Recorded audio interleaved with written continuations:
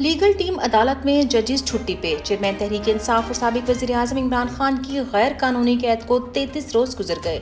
عمران خان کو نفسیاتی طور پر توڑنے کے لیے اٹک جیل کے چھوٹے ترین سیل میں رکھا گیا ہے اور جھوٹے کیسز میں ضمانت نہ دینے کے لیے کبھی جج بیمار تو کبھی چھٹیوں پر چلے جاتے ہیں۔ آج بھی سائفر کیس میں عمران خان کی لیگل ٹیم عدالت پیش ہوئی، مگر نہ جج ذوالقرنین ابوالاسلاط تھے نہ ہی کوئی ڈیوٹی جج میسر تھا۔ قانونی طور پر ڈیوٹی ججز عید کی چھٹیوں میں بھی دستیاب ہوتے ہیں، مگر عمران خان کی ضمانت کے لیے عام دنوں میں بھی ہفتے تک دستیاب نہیں۔ عدالت میں پیشی کے بعد لیگل ٹیم اٹک جیل گئی، جہاں عمران خان سے مختلف قانونی امور پر مشاورت کی۔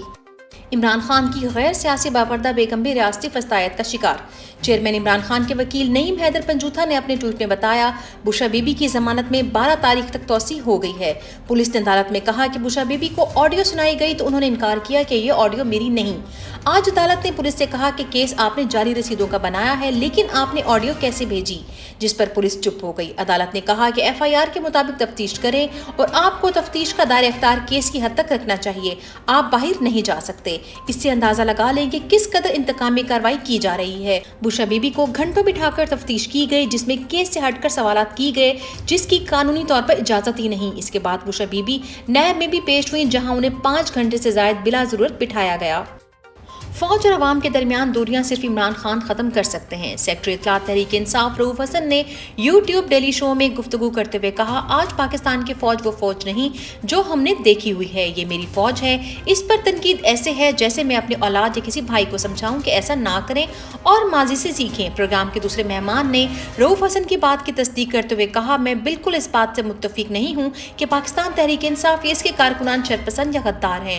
پاکستان تحریک انصاف سے زیادہ محب وطن کوئی جماعت نہیں۔ ادارے کو اپنی پالیسی پر نظر ثانی کرنا ہوگی۔ عمران خان کی اس ملک کے لیے خدمات سے پوری دنیا واقف ہے۔ دل نہیں مانتا کہ ایسا شخص اس وقت پابند سلاسل ہے۔ آل پاکستان بار کونسل کا تاریخی اجلاس۔ نائب صدر لاہور ہائی کورٹ بار ایسوسی ایشن ربیہ باجوہ نے کنونشن سے خطاب کرتے ہوئے کہا، 9 مئی کے واقعے نے پورا جوڈیشل سسٹم ایکسپوز کر دیا ہے۔ یہ ججز ابھی تک خواتین کی ضمانتوں کا فیصلہ تک نہیں کر سکے۔ 9 مئی کا واقعہ مشکوک ہے۔ یہ بزدل ججز بیٹھے ہیں، ان میں اتنی ہمت نہیں ہے کہ ٹھیک فیصلے کر لیں۔ دیگر مہمانوں میں سے بابر اعوان نے بھی گفتگو کی اور کہا، سپریم کورٹ کی بیٹیاں 5 مہینوں سے ضمانت کے انتظار میں بیٹھی ہیں، پتہ نہیں سپریم کورٹ کس کے انتظار میں بیٹھا ہے۔ وکلاء نے 90 روز میں الیکشن اور سیاسی قیدیوں کو فوری رہا کرنے کا مطالبہ کیا۔ تحریک انصاف رہنماؤں کے خلاف ریاستی فسطائیت جاری۔ Senior vice president P T I شمالی پنجاب انصر اقبال ہرل کے کاروباری دفاتر مٹیلا کینو فیکٹری، مٹیلا پیٹرولیم، مٹیلا فارم ہاؤس اور رہائش گاہ پر پولیس اور سیکیورٹی اداروں کا بھاری نفری کے ہمراہ ریڈ۔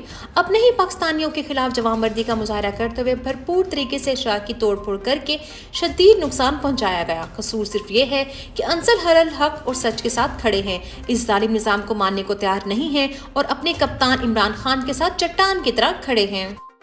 ڈی سی اسلام آباد عرفان نواز میمن اور ایس ایس پی آپریشن جمیل ظفر پر فرد جرم عائد۔ جج بابر ستار نے شہریار آفریدی کیس میں ایم پی او کا غلط استعمال اور اختیارات سے تجاوز کرنے پر ڈی سی اسلام آباد عرفان نواز میمن اور ایس ایس پی آپریشن جمیل ظفر پر فرد جرم عائد کر دی۔ اس کیس میں آپ کو 6 مہینے قید ہو سکتی ہے۔ آپ ذرا جیل میں رہ کر دیکھیں کہ آپ جن لوگوں کو ناجائز جیل میں بھیجتے ہیں وہ کیسے قید کاٹتے ہیں۔ جسٹس بابر ستار کے ریمارکس۔ 4 کروڑ روپے حکومتی سوشل میڈیا ونگ کی خبر پر شور کرنے والے خود 123 کروڑ کھا گئے۔ پی ڈی ایم کے صحافی شاہزیب خانزادہ اور دیگر 2020 میں عمران خان حکومت پر الزام لگاتے تھے کہ انہوں نے سوشل میڈیا ونگ پر 4 کروڑ روپے خرچ کر دیے، جبکہ حقیقت میں پی ڈی ایم کی حکومت نے صرف 16 ماہ میں اپنے صحافیوں اور چینلز پر 123 کروڑ روپے خرچ کر دیے، جس پر کسی نے کوئی آواز نہیں اٹھائی۔ پی ڈی ایم کی نااہل حکومت کی طرح نگران حکومت بھی ملک پر دیسی ٹوٹکے آزما رہی ہے۔